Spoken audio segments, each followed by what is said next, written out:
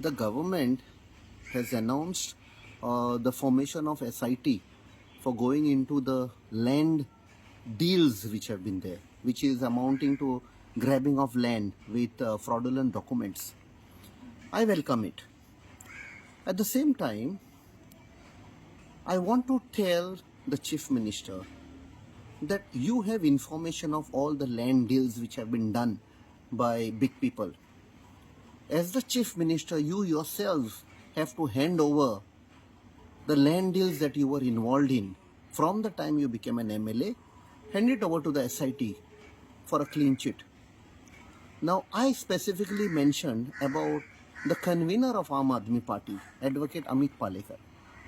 Now, there is news across in the social media that he was involved in a land deal where a person died in 2002. He was the uncle of the first Goan Arjuna Awardee Otilia Mascarenhas.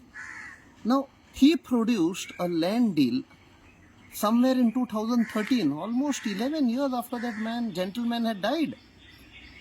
How many more land deals was he involved in? So he, being the convener of Aam Aadmi Party, he should hand over all the land deals in which he was involved as an advocate to the SIT.